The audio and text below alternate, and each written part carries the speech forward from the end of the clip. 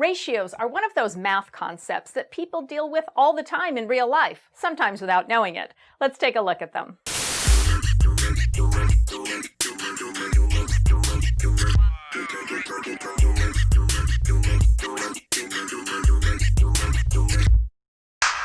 Welcome to Math Bytes, I'm Allison, and today we're talking about ratios. When you think of dollars per hour, miles per gallon, kilometers per hour, those are all ratios. Here's a definition for you. A ratio is an ordered pair of numbers written A to B, where B is not equal to 0. Ratios let us compare the relative sizes of two quantities, and you can write them like this, A to B or A over B. Some ratios give us part-to-part comparisons. Others give us part-to-whole or whole-to-part comparisons. Let's take a look. A class has 13 boys and 16 girls. Let's see the various ratios we can form with this information. Now, let's look at part-to-part ratios.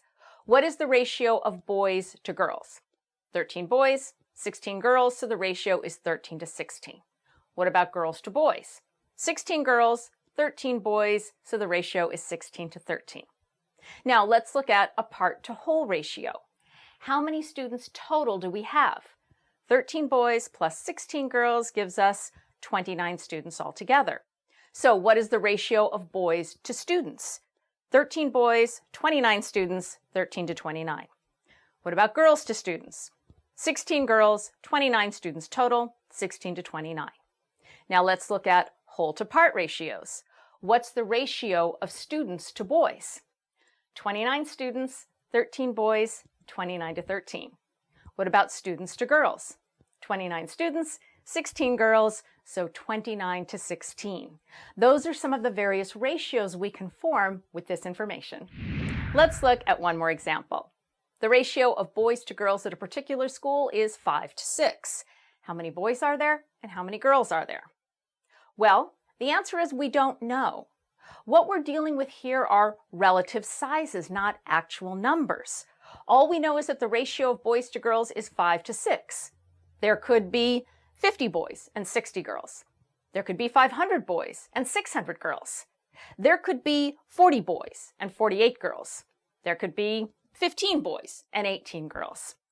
We're dealing with relative sizes here, so we don't know the actual number of students. And it's important when you work with ratios to be sure of what you're working with, actual quantities or relative sizes. As you go through your daily life, see how often you deal with ratios. It's probably more than you think.